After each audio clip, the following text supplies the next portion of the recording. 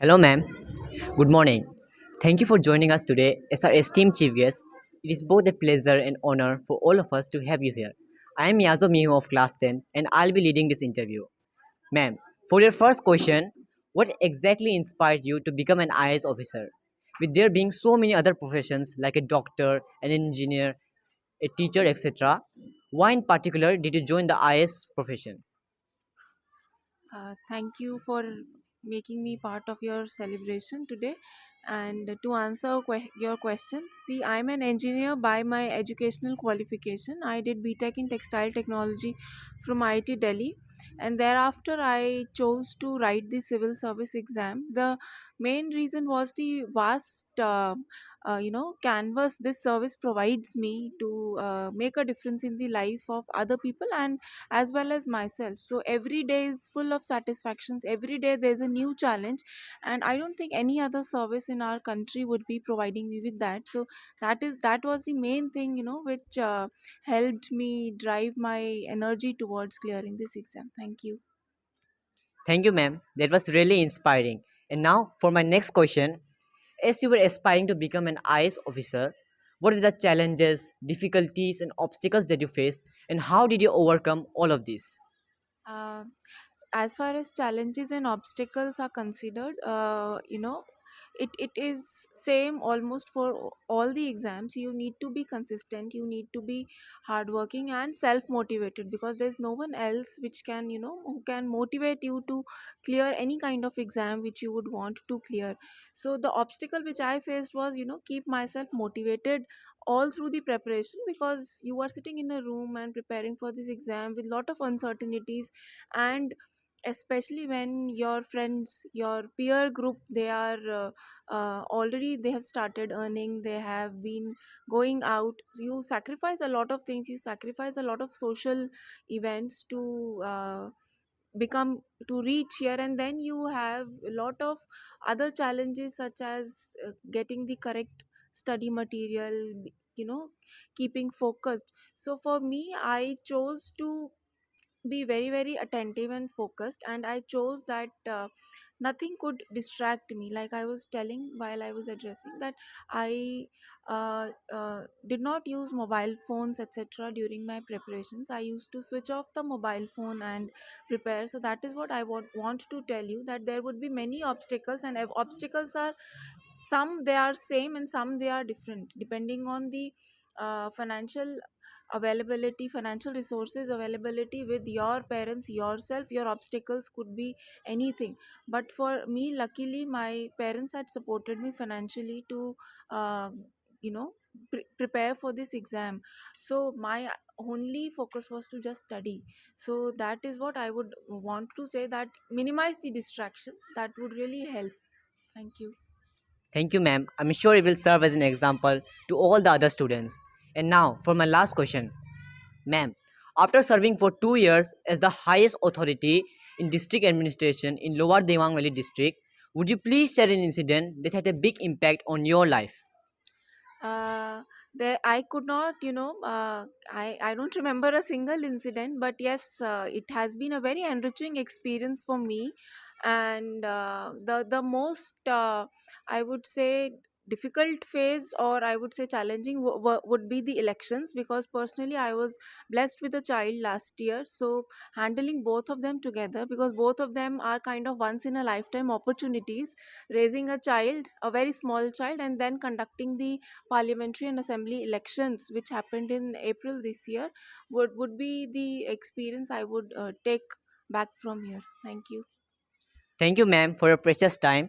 And now my classmate Jimya Pulu will be continuing this interview. Thank you, Yazo. Hello, ma'am. Good morning. My name is Jimya Pulu, and I'm from class 10. Once again, thank you for your precious time.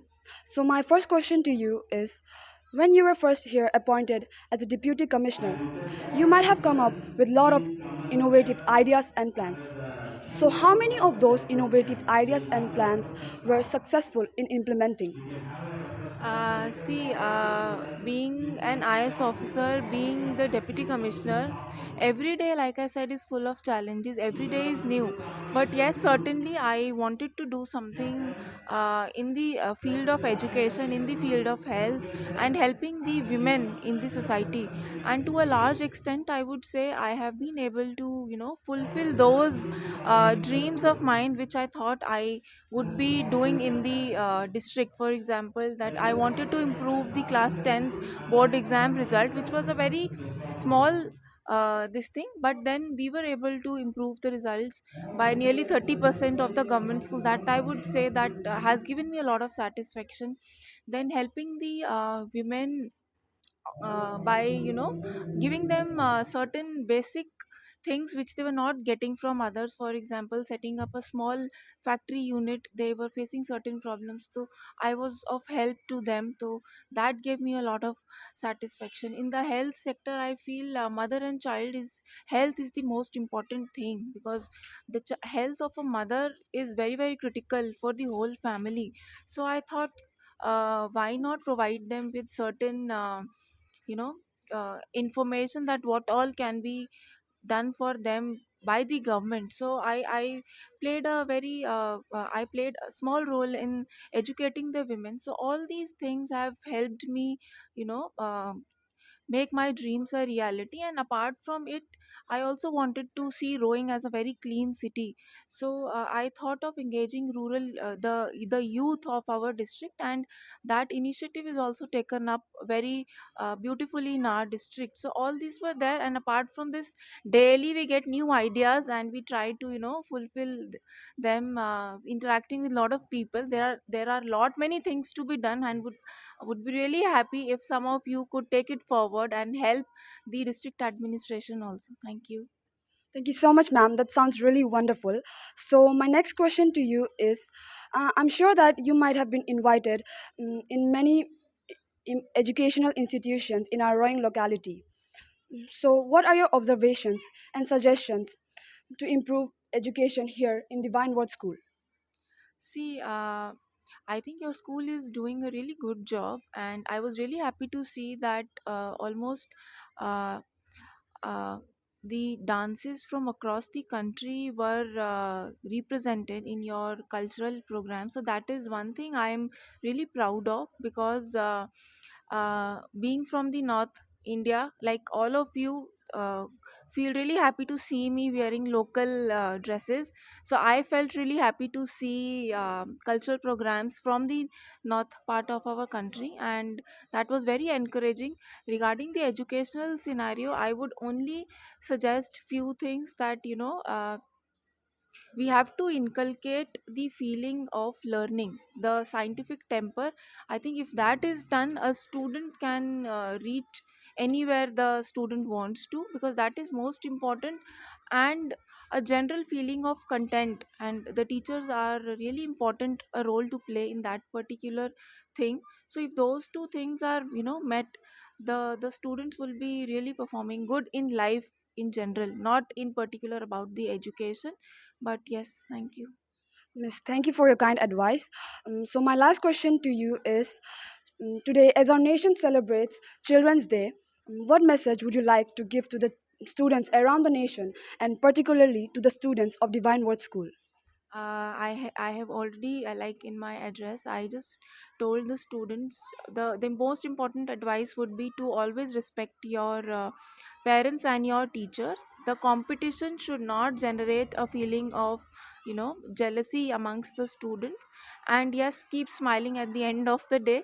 And the last thing I would tell all the students is to keep dreaming, because that is what will take you forward in your life. Thank you. Thank you so much, ma'am. This has been such an inspiring conversation with you. We are truly grateful for the everlasting impact you have made on each one of us. With this, I would like to end this interview and wishing you a lovely day ahead. Thank Thank you. you.